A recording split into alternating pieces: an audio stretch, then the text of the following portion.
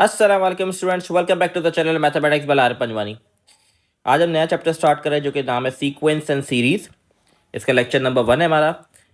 Sequence and series से हमारे पास 6 MCQs आएंगे 6 मार्क्स के, और फिर हमें जो CRQ है उसके जो 3 क्वेश्चन आएंगे जिसमें से हमें 2 अटैम्प्ट करने होंगे। जो एक क्वेश्चन होगा वो 3 मार्क्स का होगा, तो टोटल ये 12 नंबर आपके पेपर की कवर अप करेगा ये चैप्टर सीक्वेंस एंड सीरीज। तो स्टार्ट करते हैं। ऐसे लो उसको गो थ्रू करें तो पहला ऐसे लो सीक्वेंस का है कि बेसिकली सीक्वेंस को समझना, सीक्वेंस होता क्या है, और फिर अर्थमेटिक है, ज्योमेट्रिक है एंड हार्मोनिक है। ये 3 सीक्वेंस हैं हमारे पास जिसको हमने स्टडी करना है इस चैप्टर के अंदर। सबसे पहले हम सीक्वेंस को पढ़ते हैं। सीक्वेंस बेसिकली होता क्या है? An order set of numbers form according to a definite rule is called a sequence और progression. The individual member are called term और एलिमेंट ऑफ द सीक्वेंस। तो सीक्वेंस क्या होता है? एक ऑर्डर ऑफ नंबर्स होते हैं जो किसी डेफिनेट रूल के मुताबिक आगे वो एक्सीड कर रहे होते हैं, उसको हम कहते हैं सीक्वेंस या प्रोग्रेशन, दोनों उसको कहा जाता है। और जो नंबर्स होते हैं उनको हम एलिमेंट्स या टर्म्स भी कहते हैं। ये इसकी बेसिक सी डेफिनेशन है। फॉर एग्जाम्पल यहाँ मैंने नंबर लिया 2, 4, 6, 8 एंड सो ऑन। तो ऐसे ऑर्डर ऑफ नंबर जो मूव हो रहे हो कोई डेफिनेट रूल के, अगर आप नोट करें यहाँ पर +2 है, फिर +2 है, तो ये एक ऑर्डर या डेफिनेट रूल बना हुआ है यहाँ पर कि +2 होके ये आगे मूव करेगा। जरूर नहीं है प्लस मल्टीप्लाई भी हो सकता है, डिवाइड भी हो सकता है। मैंने एग्जांपल के लिए आपको बताया कि एक रूल होगा जिसके मुताबिक वो आगे मूव कर रहा होगा। वो एडिशन भी हो, सब्ट्रैक्शन भी हो सकती है, मल्टीप्लिकेशन भी हो सकती है, स्क्वायर भी हो सकती है, क्यूब भी हो सकती है, कुछ भी हो सकता है।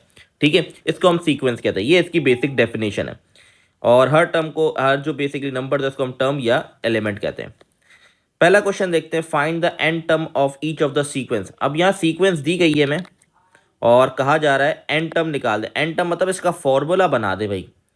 इसका क्या फॉर्मूला? अब यहाँ पर आपको 3 सीक्वेंस बताई गई और आगे डॉट डॉट लगा है, मतलब ये सीक्वेंस चलती जा रही है। अब ये बड़ी सिंपल सी है, ये आप मुझे बता देंगे, लेकिन मैं समझाना चाह रहा हूँ कि अगर मुझे 5वीं टर्म पता करनी हो, वैसे तो आप देख के बता देंगे भाई 5वीं जो टर्म होगी वो 10 होगी क्योंकि टेप 2 का टेबल चल रहा है।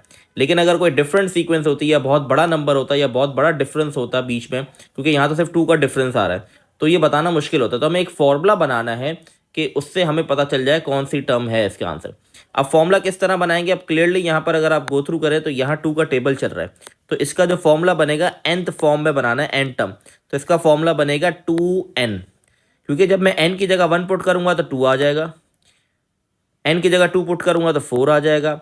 n की जगह n होता है नंबर, n को हम स्टार्ट करेंगे हमेशा 1 से, ठीक है, 0 से स्टार्ट नहीं करेंगे।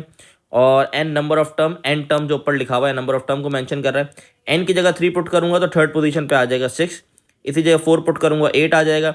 अब अगर फॉर एग्जांपल इस सीक्वेंस में मुझे पता करना है कि 100 पोजीशन पे कौन सी वैल्यू होगी, तो सिंपल मैं n की जगह 100 पुट कर दूंगा तो 100 पोजीशन पे 200 वैल्यू होगी। तो ये फॉर्मूले का काम होता है जिससे आप कोई भी वैल्यू निकाल सकते हैं डायरेक्टली। अब जो नेक्स्ट हमारे पास सीक्वेंस गिवन है, अगर आप इसको गौर से देखें तो ये क्यूब बन रहा है। 1 का क्यूब, 2 का क्यूब, 3 का क्यूब एंड 4 का क्यूब। तो इसकी जो एन फॉर्म बनेगी वो बनेगी एन क्यूब। एन की जगह 1 पुट करेंगे तो फिर 1 आ जाएगा, 2 पुट करेंगे तो 8 बन जाएगा, 3 पुट करेंगे 27 एंड सो ऑन। लास्ट वाली एक थोड़ी गौर से समझनी पड़ेगी आपको। जैसे मैंने बताया एन को स्टार्ट 1 से करेंगे। अगर आप न्यूमिनेटर को देखें तो यहाँ 1, 2, 3 है, और डिनोमिनेटर में अगर आप देखें जो भी ऊपर नंबर लिखा हो उसमें नीचे +1 होकर नीचे लिखा हुआ है। 1 है ऊपर तो नीचे 2 आ गया, 2 है ऊपर तो नीचे 3 आ गया, 3 है ऊपर तो नीचे 4 आ गया। ठीक है, ये वाली सीक्वेंस आप लोग खुद ट्राई करें और मुझे कमेंट में बताएं। अगर किसी से नहीं हो रही तो बता दें, मैं इसका आंसर कमेंट में लिख दूंगा, लेकिन पहले आप लोग खुद ट्राई करें। आगे बढ़ते हैं। अच्छा जी, find the values of n term of triangular sequence when n is equal to 7, 9, 12 and 16। अब जो ट्राइंगुलर सीक्वेंस बनती है हमारे पास, ठीक है, वो डॉट, इसको डॉट वाइज भी हम शो करवाते हैं, ठीक है, इस तरह डॉट वाइज भी हम इसको शो करवाते हैं ट्राइंगुलर सीक्वेंस को, ठीक है। बुक में आप देखेंगे आपको इस तरह की सीक्वेंस मिल जाएगी डॉट वाइज, ठीक है। इसका एक फॉर्मूला है, इसका फॉर्मूला हमारे पास है n is equal to n+1 divided by 2।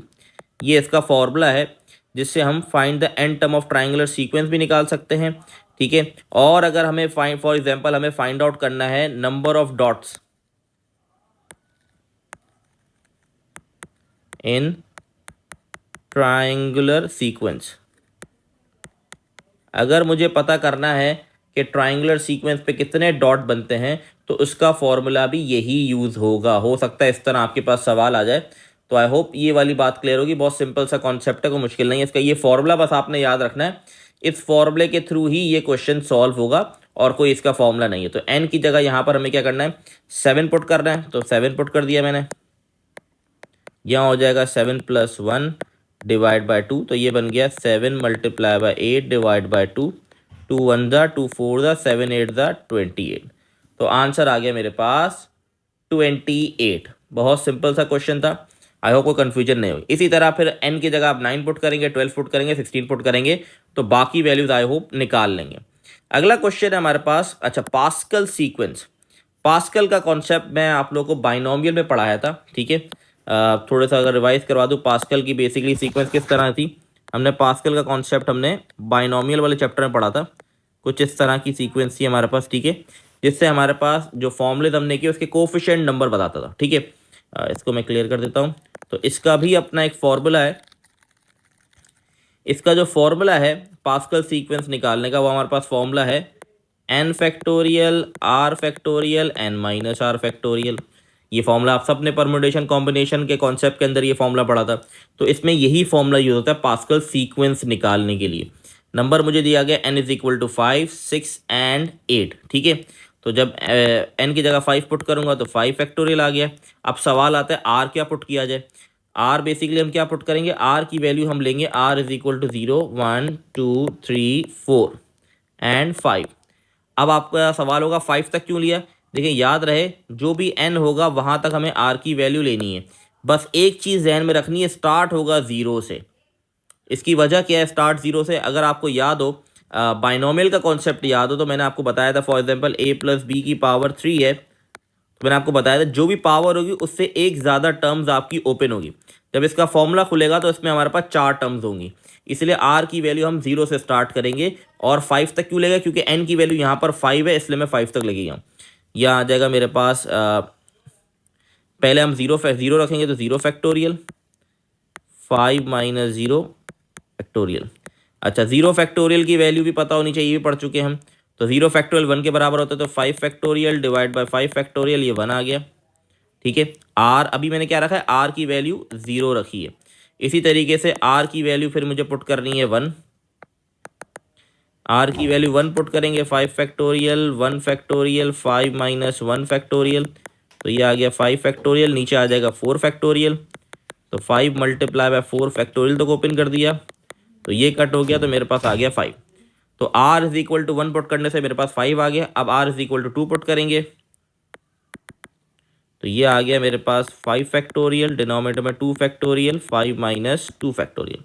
तो ये बन जाएगा 5 factorial 2 factorial and 3 factorial. I hope ये फैक्टोरियल वगैरह सॉल्व करना आप लोग को आती हैं चीज़ें।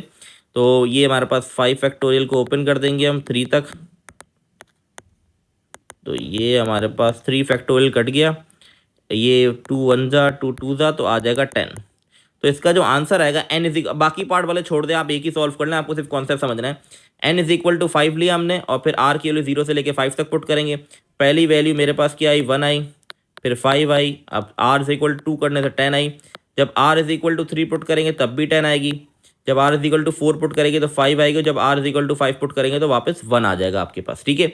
ये बड़ा सिंपल सा सवाल है, कोई मुश्किल नहीं है, ये आप लोग कर लीजिएगा। मतलब मैंने करके दे दिया आप लोग को, ठीक है। बस मैं आपको आंसर बता रहा हूँ, फाइनल आंसर ये आएगा। ये आपकी पास्कल सीक्वेंस बनेगी n = 5। तो ये हमारे पास बेसिक कॉन्सेप्ट था सीक्वेंस का। अगला जो हमारा कॉन्सेप्ट है वो अर्थमेटिक, उसको नेक्स्ट वीडियो में स्टार्ट करेंगे। आई होप ये चीज़ें क्लियर होंगी, बहुत सिंपल सी थी। इंशाल्लाह नेक्स्ट वीडियो में अर्थमेटिक सीक्वेंस को स्टार्ट करेंगे। अल्लाह।